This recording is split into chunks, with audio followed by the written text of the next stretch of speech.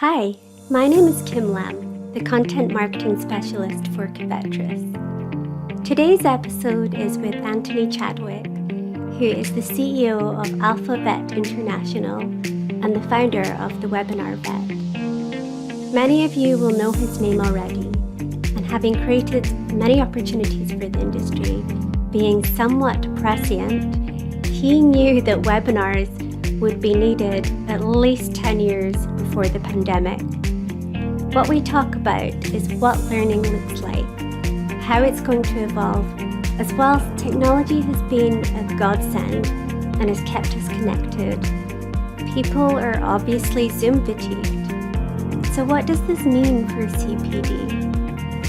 We also get to learn about the most popular courses and once again, the importance of sustainability and how the vet industry can be leading it. One of the things that I loved about this conversation with Anthony is his passion, and of course his views on lifelong learning. The saying that I particularly liked from him is as follows: the key is listening, and all humans in industry should be more like that.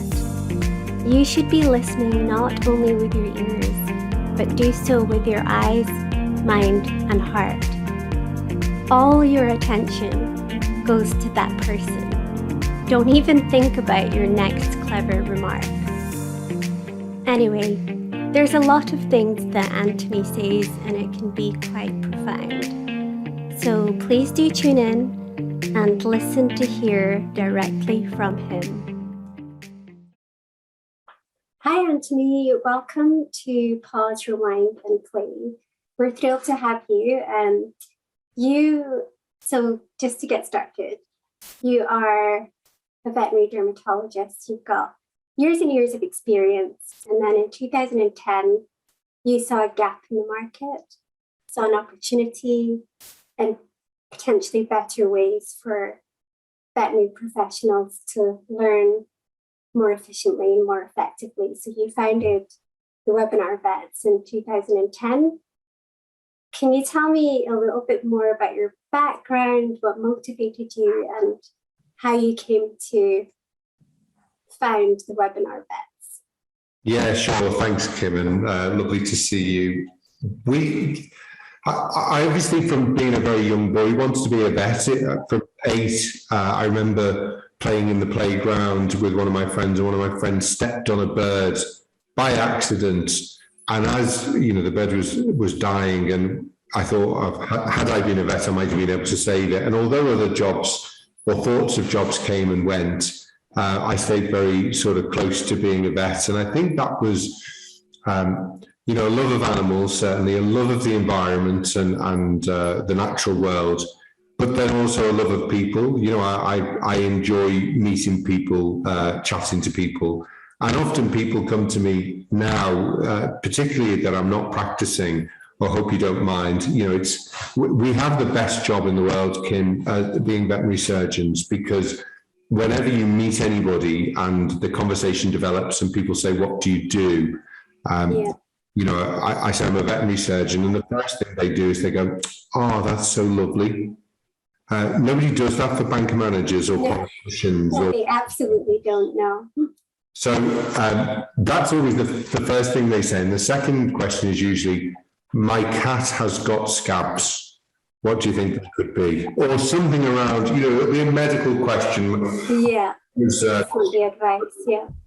And the lady was talking about her dog with Cushing's as we were king. So some people get annoyed by that. I kind of think it's a great way to open a conversation. Yeah. I've never been upset about chatting about people's pets, because they're very much a part of their family. They're very treasured by them. And, I like making connections with people. So although I'm not practicing now, I actually enjoy the fact that I can still give advice, particularly during the lockdown when some people struggled to get hold of a vet. So that was my background, was very much, really wanting to be a vet, vocational in the sense of, I wanted to make a difference. And then I qualified in 1990, so a long time ago. from my home city, University of Liverpool, and then worked in large animal practice for a while, and as happens with most vets, gravitated back into small animal, back into Liverpool. I'd worked away for a couple of years. And I think one of the things I realised fairly early on was I don't really know much. So when you qualify, I think you quickly realise that this is kind of the foundation for your career, but actually unless you commit to being a lifelong learner, it's going to be a tricky career and not a satisfying career. So the first thing that got me interested was the fact that I didn't seem to know what I was doing whenever a dog came in with a skin problem.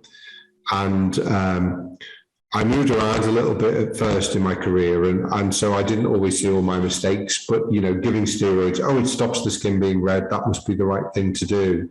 Yeah. I'm realising that I actually wasn't very happy with that. So very quickly in my career, I went off to do a Royal College certificate in dermatology, which I think was the making of me, because leaving university, in some ways, I think I'd come out as an empiricist. So somebody who tries things, and if that doesn't work, they try something else. And what the certificate did, I think, was turn me into a scientist and actually make me think more about my approach. Obviously, I had to study a lot for the certificate, so much so that when my daughter, who was in infant school at the time, was asked what her father did, she responded, "He reads books," which wasn't what I expected, but I'd been reading lots of textbooks. The famous Bible for dermatologists is Muller, Kirk and Scott, and I actually read from the first page to the back page, which is over 1,000 pages. But I really fell in love with dermatology. I also, because of circumstances, couldn't go on to do the diploma. There was nobody in Liverpool more qualified in dermatology than I was at the university. So I had to be happy to do that within practice, but also having opened my own practice in '97, it was nice to have that mixture of first opinion dermatology as well as all the other first opinion bits, sprays and cat sprays and vaccinating and so on, but also doing referrals, because one day a week I would go out and travel. One of my other sort of passions is talking. I actually was the speaker of the House of Debates at Liverpool University. I did a certificate in speaking. My wife says I've got a certificate in listening, so I'm working on that one at the moment. But in speaking, I got a certificate from the Guildhall School of Music and Drama. So I was keen to go out and try and teach a little bit on my dermatology. So that was something that I was quite passionate about from early on. To be an educator, but that was very much in the old-fashioned way of going off to a hotel and, teaching 30 or 40 vets at a time. So that was all going on then. The sort of mid-2000s, I got interested in the internet and started going to conferences that most vets wouldn't go to, internet conferences. And I remember the first one I really went to was in 2010, at the beginning of 2010.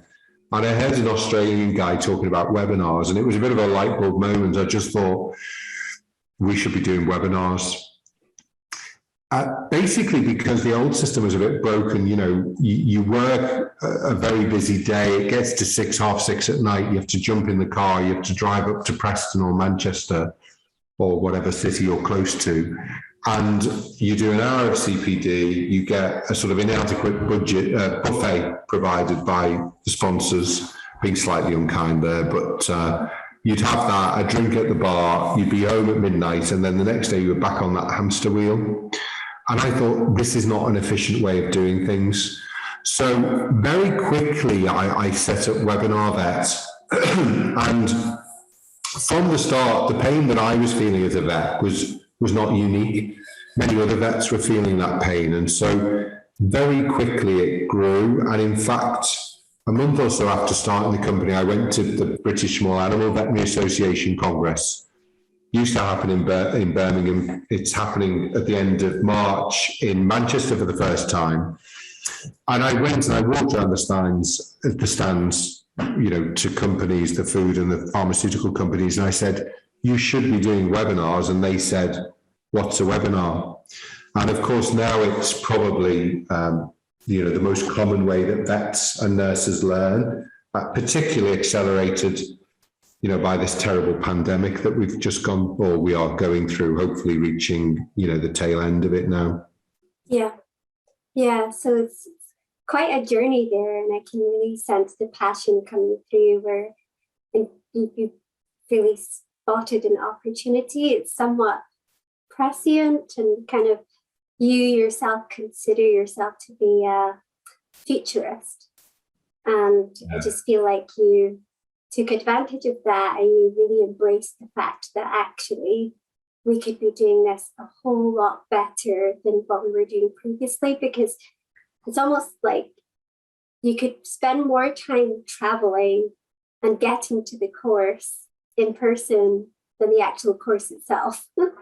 Exactly. And like you said, the next day is hamster wheel again. Everyone's just so busy. So I think having, direct and immediate accessibility that doesn't take too much time out of a person's day is a huge advantage. Yeah, and sometimes it's just sitting down and thinking about it, because obviously, I didn't have a CPD company. I was an ordinary vet in practice, working hard. And really, those companies who were doing CPD should have discovered it before I did. But of course, we have a conservative profession. Also, businesses that are set up aren't very good at disrupting themselves. Whereas, somebody coming in with a new idea, which, in some ways, the only reason I did that was because I was looking outside the profession. And I think it's really important. I think we're doing that better now, 12 years later. That we do look outside. We bring people in, particularly with the corporates coming in now. They're bringing in really skillful people from outside the profession. And, obviously there's a discussion of, corporates are good or a bad thing. My attitude is that they're here. I think that with everything, there's good and bad. But, if it makes us a more professional profession, if you like. Yeah. Progress happens, change happens. And I think sometimes, conservative professions don't like change, but actually, the world changes, and so get used to it. And you can't, decide on the change. If the change is happening, you can be part of that. And obviously there was this digital change that was happening, not in the veterinary world, but in other worlds. And, obviously I could see that this was going to come, and it made sense that we brought it in earlier, because, in 2010, there really wasn't an online learning space. We wouldn't have been doing a webinar, a podcast like this. None of these things existed, but now, thank goodness, they do, and it does make our life easier, for our CPD and things. Yeah, especially in the pandemic. But let's touch on the CPD. So as the world starts to open up again, what's your view on the importance of continued professional development? Addressing the elephant in the room, I guess a lot of people have been saying, Zoom fatigue is real. Yeah. People are tired of online screens. So how does that affect you, and how does that affect education? Yeah, I think there's bound to be, and I'm the same as everybody else. I mean, obviously some people have really liked this because it's fitted in really well with them. And some people have thought, oh gosh, I don't like having all the Zoom meetings. So there is a mix, and I think it depends on the person. But inevitably, I think as things have opened up, people have been really pleased to meet up. I was at a meeting with one of the pharmaceutical companies for a launch of a new product last week. And it's, it is great to be out. I'm triple vaccinated. I've given myself the best chance to stay okay by going out. But I think what's also happened is there's been a whole load of people. We've been running the company now for 12 years, 10 years since the beginning of the pandemic. And one of my statements I make is that, I've been preparing for the pandemic for the last 10 years. I just didn't realize, because actually, I think a lot of people who perhaps hadn't digitally transformed, we'd obviously had the advocates, the early adopters who had seen the benefit of it and had got it. And then, the general population of vets had started to understand it. But I think one of the things I talked about previous to the pandemic was you need to be a digital business. Whether you're a butcher, baker, candlestick maker, or a veterinary surgeon, you have to be a digital business. And I wasn't as persuasive as this little tiny virus has been in transforming people's lives. So I think people who were perhaps a bit nervous of digital are no longer. So, I think we're moving into summer. That is a period of time when we get less webinar views anyway in the UK because people want to get out. But I think it has made it much more easy and much more natural for people to go on to Zoom meetings. And, I only see that trend accelerating, that people will use online more and more. In all aspects of their life, not just, on their education, but, online shopping has got bigger and bigger. That's accelerated, what is the high street going to look like in 10 years and what's happened over the last 2, those companies who haven't looked and become digital businesses, some of them don't exist anymore and probably, won't. I think actually reflecting on it, the feeling is perhaps not as prominent for veterinary staff because they're going to be in clinic anyway. Yeah. It's actually a nice chance for them to sit down and learn at their convenience, something that doesn't take a whole day, but actually an hour. So it's probably beneficial to them. I think the convenience factor is massive. We've done a big webinar this week, and if you went back 10 years, most people would have come on live.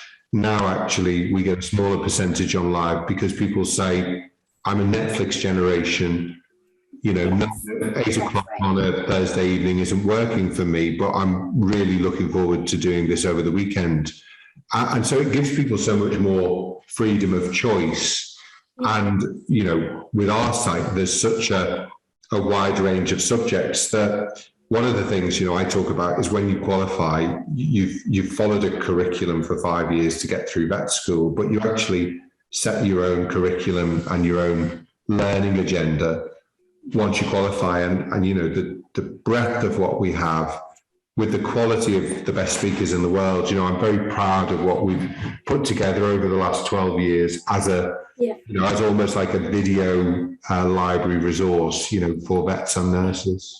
I think it's having access to catalogs as well, just because everything is either subscription or membership based, right? So people having the ability to choose from a variety of courses makes such a difference because it's so dependent contextually or circumstantially on what's happening in their lives or what they need to learn about at that point in time. So tell me at the moment for the webinar vet, what's trending? What kind of courses are really popular at the moment? What do you feel like vets and veterinary staff should be learning more about?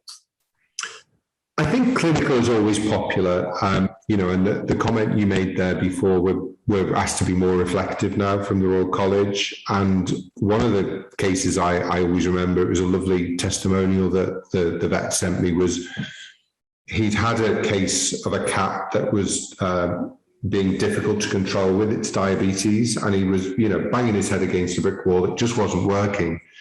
So we had different speakers speaking about feline diabetes. He went on, he looked at 2 or 3 hours in that kind of catalogue where he found, feline diabetes, found those webinars, listened to all of them, made notes, reflected on perhaps some of the things he could be doing better in his own practice. And, that cat became a stable feline diabetes patient, which was great. It's probably given the cat an extra length of time. And to me, that's the most significant thing. We can do CPD, but unless it changes what we do in the clinic, it's really not worthwhile. So I always say, it's really important that when you watch a webinar, do you learn one thing from it? Is that one thing something you can take into your practice and improve your practice. So clinical is always popular, and particularly if you get the best speakers in the world, then that's always going to be a draw to people. Having said all of that, if you said to me what has been our most popular course ever, it's probably been the mindfulness training that we did a few years ago now, and probably again we were a little bit ahead of the game compared with the rest of the the veterinary population, because the Royal College did something really cool, which was look and create this Mind Matters initiative, because it recognised that vets, can be stressed. It can be a difficult profession because it's busy, etc. And unfortunately, we do see, unfortunately, people, taking that sort of ultimate step as well, more than in many other professions. So it was something that I think was really important for the regulator to do. And I stepped in fairly quickly and said, well, it's great to have an initiative, but what are we going to do very practically about it? I try to be a solution-based person rather than a problem-based person. We know people who say, oh, this is a problem, that's a problem. When you say, well, what's the solution? Oh, I don't know, I'm just telling you what the problem is.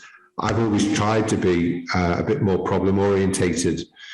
And I'd actually made a connection with a GP who had a great clinical nurse psychologist, psychiatric nurse, who did fantastic mindfulness training.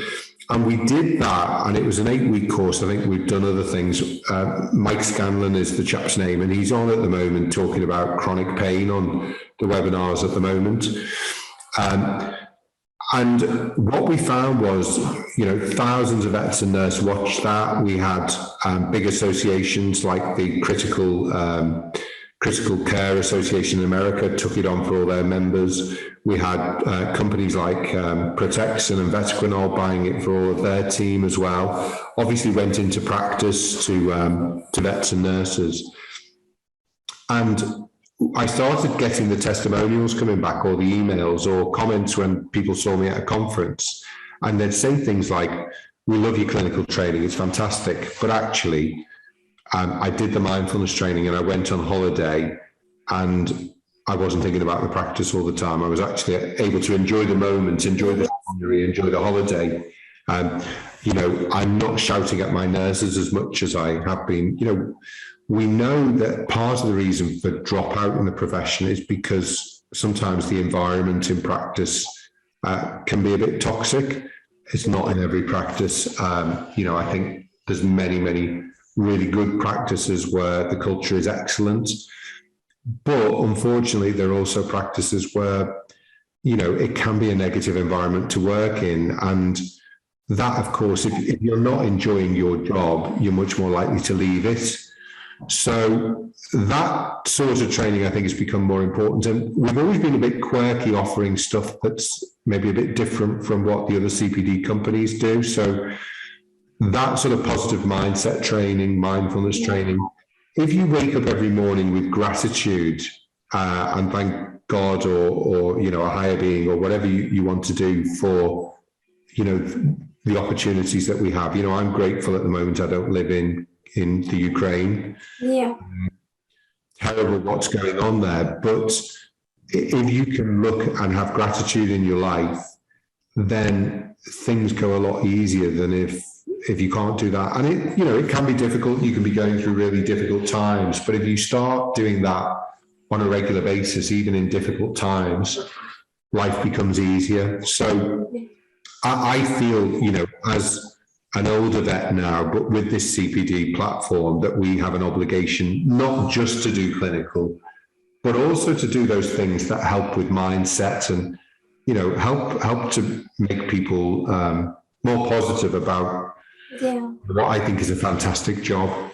Yeah, it's funny you say that, because I actually think all of those aspects around mindfulness and just being in the present moment is certainly something that anyone can benefit from, and it should actually be taught at schools.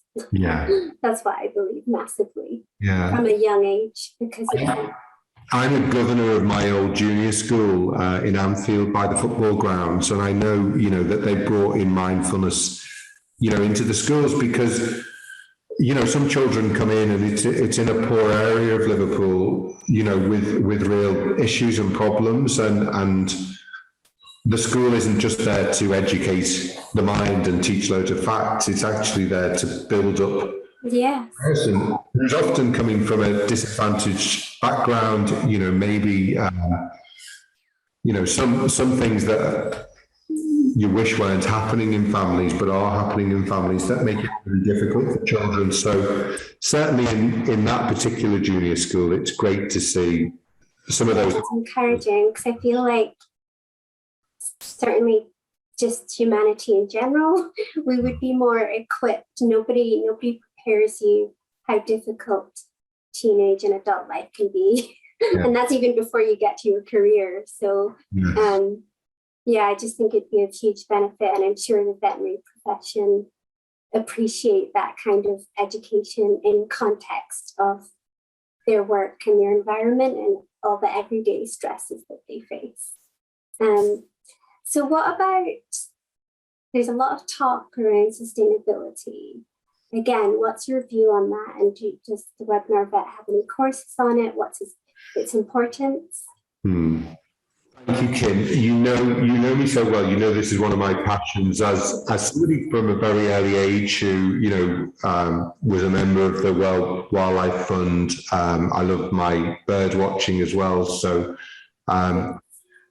we only have one world, and once that world's gone, unless Elon Musk solves all the problems by sending us all to Mars, we're in a difficult position.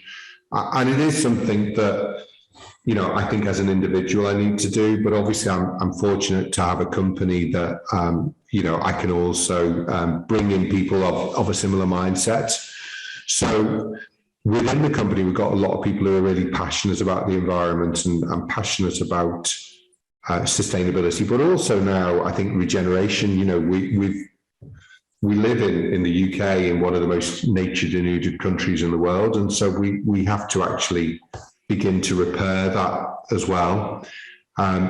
We've taken various steps. I think the most obvious one, and it wasn't the original reason I set it up, but I realized fairly quickly that actually we were taking millions of miles off the roads and off the airways by doing webinars, because in the old-fashioned way, I would travel up to Manchester and back. It was 6:30 at night. If I used trains, I'd have been 9 o'clock before I got there. So you jumped in your car, you travelled up to Manchester. It was probably, a 60, 70 mile round trip. And of course, that is using petrol, it's pumping carbon into the atmosphere, it's pumping, other pollutants into the atmosphere as well. So by actually making that sort of journey less common, because I think that evening meeting has died away to a large extent, and we're responsible for that, and so all of that has helped. But then, going further than that, we obviously wanted to be talking more about sustainability. We wanted to look at what we were doing, within the business, within the office. Obviously, I have an office-based business. I'm using servers and so on. So over the last couple of years, we've gone through accreditation with Investors in the Environment, and we've just Christmas time become their highest grade, which is a green accredited business. I think there's two other practices in the veterinary world that are green businesses, both Linnaeus practices. Ellie West has kind of led the way in a lot of the sustainability. She's a vet who works for Linnaeus. And, we're the third business. So it's really nice to be in such a illustrious company. What we've also done is, as part of that, we had to measure our carbon. So obviously we're using carbon in our offices. And when we discovered that, we were in a rented office, the Liverpool Science Park. It has other businesses in it that are kind of tech-orientated, science-orientated. We encouraged the landlord then to convert to renewable energy, which had a benefit for everybody. And I think more and more important now, as we see, energy security, where do we get our gas from? So the more that we can produce sustainable energy from wind, from solar, from other things, I think that's really important. So we did that, and then working on what our carbon was, we were able to offset that carbon against some really nice projects. One in the Amazon to actually keep a piece of forest, because yes, of course we can plant trees, and in fact, when somebody becomes a member of the webinar vet, we plant 2 trees. But trees planted actually don't help with carbon sequestration for probably a decade. Having said that, they can act as shade for people in poorer countries, for their animals as well. So yeah. When was the best time to plant a tree? Was 20 years ago. When's the next best time? It's today. So planting trees is something I'm passionate about. It beautifies the environment as well, doesn't it? So planting trees, but actually it's much better to say, well, there is a wood there. Let's make sure we protect it so we don't cut it down, or we manage it sustainably. So we've done that in the Amazon, and then also for women refugees in Chad, in Africa, instead of them cutting down trees for firewood, we've been able to sponsor solar stoves for them so they can cook on a stove using the power of the sun, which is very plentiful in Africa if you've ever been. It's a great way of sorting out their energy, because the sun is there all the time, or most of the time. So we've done that, and then in January, actually, as part of our virtual congress, we held a sustainability summit, and that was bringing people like Ellie together, the investors in the environment people. BDA are very passionate about it. Their president, Justine Lee, spoke at the conference as well. And then we had the sustainability awards that were won by, it was fascinating. There were 3 really strong candidates, and we were finding it really difficult to split them. And so in the end, myself, Gudrun Ravets, who's an ex-BDA president, and April, who's the lead for investors in the environment, we decided that sustainability is all about collaboration. It shouldn't be a competitive thing. So actually 2 of the practices and 2 of the individuals shared the prizes. Oh, that's wonderful. Yeah, and that's such a nice way to view it, isn't it? Because it really is not competition. We're all in this together to look after our planet. What was really interesting, Kim, was that I was trying to get a winner. I'm a man, and the 2 women actually had much more of a collaborative mindset. And I think we've seen this during the pandemic. Unfortunately, the leaders who've done really poorly, we don't need to mention them, have tended to be men. People like Jacinda Ardern, Angela Merkel in Germany, remember the lady's name, but I think the president of South Korea, or prime minister of South Korea, a woman as well. Some of the countries that have had, the lowest death rates, because I think women are often, and not always, obviously, I don't want to be assigning things to different genders, but, are much more collaborative and much more prepared to listen, as my wife tells me I should. Rather. Have you done a listening course yet? You should put that on the webinar, vet. I did do a listening course, and it was really interesting. What they used a symbol from the Chinese alphabet for listening. Within that, it said you not only listen with your ears, but you listen with your eyes, with your mind, and with your heart. Yes, that's right. I think that was really powerful, that, real positive listening is you listen to that person, all of your attention goes to that person. You're not thinking about your next clever remark, but just actually concentrating on the person. So I'm trying, I'm learning, but I'm a slow learner in some areas. I'm sure you've caught on in some ways. But no, it sounds, once again, just the passion seeps through. And I'm really inspired by all the ways that you and the webinar vet are finding ways to be more sustainable. The examples that you have given, I'm sure, will also inspire others. So you have a couple of courses or a module on the webinar vet that people can access? Well, obviously we did the Sustainability Summit, which is available. That's right, yeah. Can buy that. We also, because again, using that collaborative word, when I started Webinar Vet, I did the dermatology, and had I just carried on doing dermatology, that would have been all that was on the site. And I realised very quickly, let's find the best person who can talk about orthopedics or ophthalmology. So similarly with this, I am passionate about it, but I don't think I have all the answers. So we actually, we as a free gift, we also use webinars that we share with Vet Sustain. So Vet Sustain come in with material, and we obviously have that ability to get that out to a wider spectrum of the profession. And what was great about the summit was we had 300 people there, so it's no longer just a kind of the weirdos are interested in sustainability. It's getting broader and broader. More and more people realise they have to do something about it. And we're breaking the habit of a lifetime in the summer by actually running a physical conference at a nature reserve, where we're trying to get vets and nurses and people in the profession together, where we can really look at the key issues. And we're looking at things like biodiversity and agriculture. We're looking at the whole area of energy usage, and we're looking at the sort of side area, but I think it's a really interesting area around use of anaesthetic gases within veterinary practice, which can have a massive effect. A lot of anaesthetic gases are much more potent than CO2 is.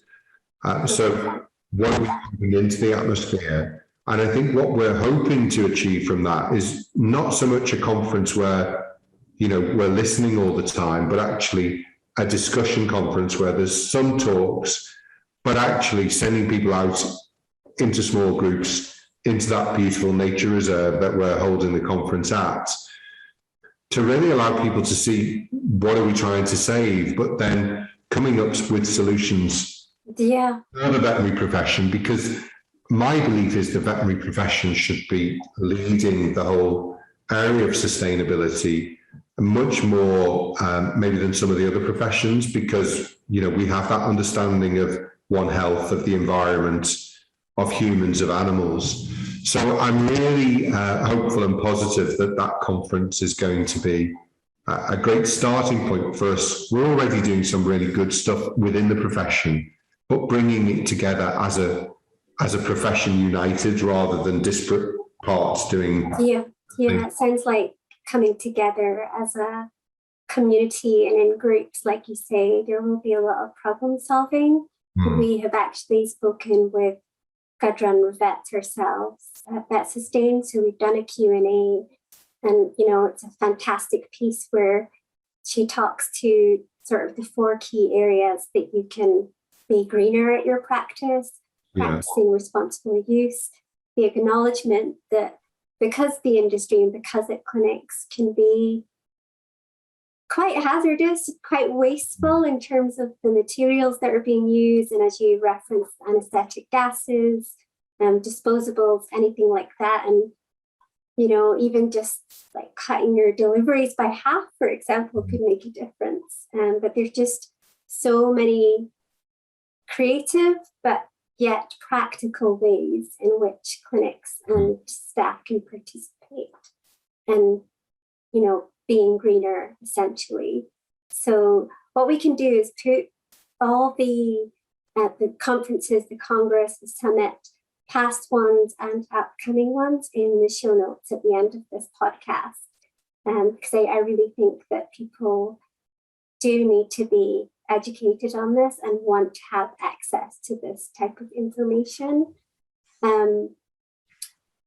As a last question, because I'm just conscious of time as well, what are your top 3 tips for the veterinary profession, no matter where they sit, whether they're a graduate or quite experienced? What do you want people to take away from this? I was thinking about this, before we came on, and I'm not in practice anymore, but I did do 26 years in practice, so I feel that I've got an ability to answer this question. And for me, it's about, we talked about it already, gratitude and enjoy. If you can have a positive mindset, there is so much good stuff, so many funny stories that happen, clients doing silly things, animals, doing funny things when they're in the practice.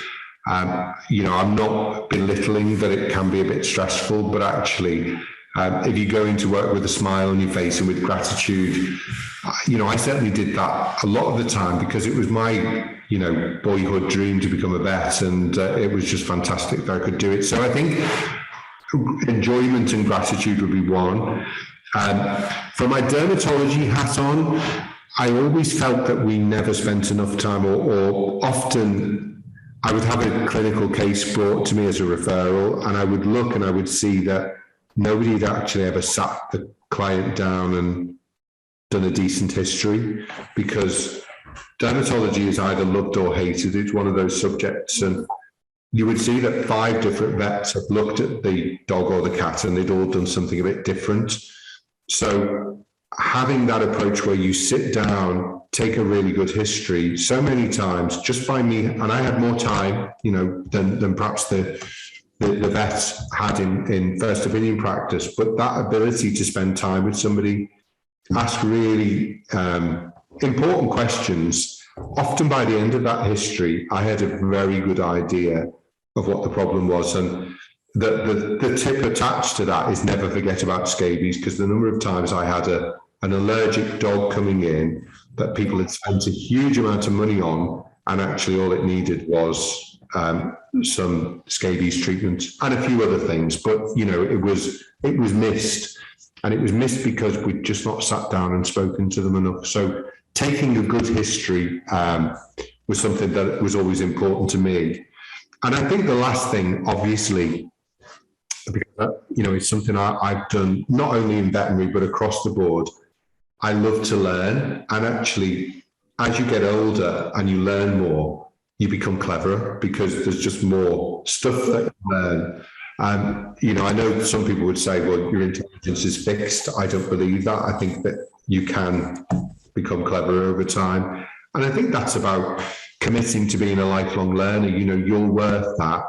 You're worth spending the time, reading those books, going on those courses, because the better you become, the more you will enjoy the job, because you'll walk into the consulting room feeling much more confident that you can solve that person's problem with their pet or with their cow or their horse. So they're my 3. And Kim, thanks so much for giving me the opportunity to speak. And also thank you, Covettress, for also engaging in that sustainability discussion with things like reducing, the deliveries, which takes a bit of thought, but actually, it's efficient for you as a business, but it's actually contributing to making the planet more sustainable. And I think maybe the final message is that for people maybe listening, as a 4th tip, sorry, I've had one more than I should, is I think that sustainable is going to cost you a lot of money, because actually you may find it saves you a lot of money. Yeah. Well, those are great takeaway tips, Anthony. And we appreciate you being on the podcast, and I'm sure many of our listeners will love to hear a lot of your opinions and advice. So thank you once again. Thanks, Kim, and thanks everyone for listening. Bye-bye. It has been a pleasure speaking with Anthony. He is certainly a storyteller, and I hope you've been able to find it useful, especially clinically, where, for example, the case with the cat who had diabetes and how online learning helped a vet provide better treatment for this cat. Or the advice on doing proper patient histories, so not to miss, in quotes, simple things like scabies for an easier diagnosis and treatment. But in particular, also his views on sustainability and in-depth knowledge go a very long way. I hope you've enjoyed it as much as I have. Key links and resources on everything we discussed are in the show notes below.